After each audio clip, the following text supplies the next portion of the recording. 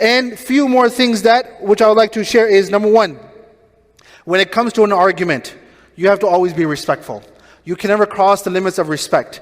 Another thing that's also very important when it comes to a disagreement and so forth, or an argument, is that if you have to always, once again, if you're doing it for the right purpose, no problem. But if you ever feel, and listen to me very carefully, if you ever feel that there's no way you're going to get across to the next person, there's no way you're going to get the point across to the next person because the other person does not care about what's right and what's wrong, then at that point, you sever and you disconnect yourself from that conversation.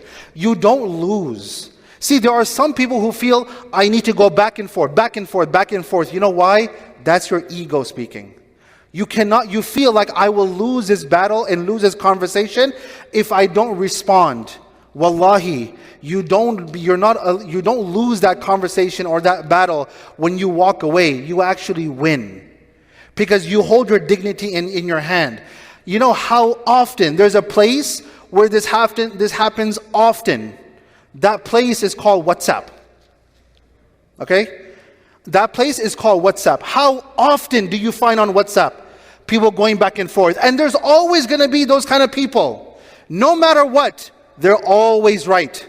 No matter what ayah of the Quran you give them, they're always right. No matter what hadith you give them, they're always right. And the minute you try to even take a step back, they will provoke you. They will provoke you to come back and engage in argumentation. Those kind of people, you let them go, because they are not smart people. They are jahil people. And the Quran tells us, وَعِبَادُ الرَّحْمَنِ الَّذِينَ يَمْشُونَ عَلَى الْأَرْضِ هَوْنًا وَإِذَا خَاطَبَهُمُ الْجَاهِلُونَ قَالُوا سَلَامًا. You say Assalamu alaikum, you exit that group, and that's how you leave. Okay? That's how you deal with jahil people. And that's why Imam Shafi'i says, he was a person who would always, he would always engage in back and forth. And he would always say, when it came to an argument, I will always win that argument. But if there was one argument I would never win, it was an argument with a jahil person. You don't ever win that battle. Wallahi, you go around the world, when it comes to the most intellectual people, the most smartest people, the most brightest people, when they come across ignorant people, they know that there's no point of arguing with them.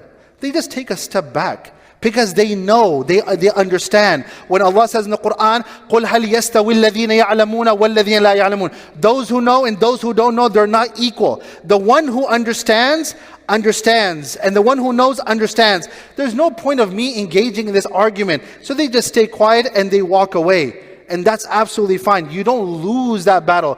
That's not going to hurt your ego. You walking away, it's a sign of your dignity and your respect. So that is why we learn from these ayat. And not only that, but the Quran says, "Ud'u ila sabili rabbika bil hikmati wal maw'idati al hasana wajadilhum billati ahsan." When it comes to, think about engaging in a conversation with a non-Muslim.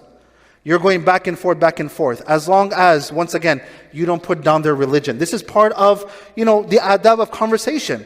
The Quran tells us, لا تسبوا الذين يدعون من دون الله فيسبوا الله عدوا بغيب. You say something extremely negative about someone else's religion and you attack their religion, they will attack Allah and His Prophet sallallahu alaihi wasallam. This is what the Quran does mention. The Quran mentions. The Quran also tells us, when it comes to giving da'wah, bil hikmati wal maw'idha, with good advice, with good hikmah. When it comes to an argument in your own family, gauge the situation before you engage in any kind of confrontation. When it comes to between you and your spouse, pick the right time of the day to engage in a conversation. There might be disagreements. Always there's going to be disagreements, but there's a right way to handle this. And I've conducted many marriages. I say this often in my marriages, and I'll say this right now. The problem is that we don't have problems. The problem is we don't know how to solve our problems. Okay? We don't know how to solve our problems. As long as we live in this dunya, there's always going to be problems. But the problem is, we don't know how to solve our problems. Had we known, if we know and we have the ilm and the knowledge how to solve our problems, wallahi, majority of our disputes would not become major disputes.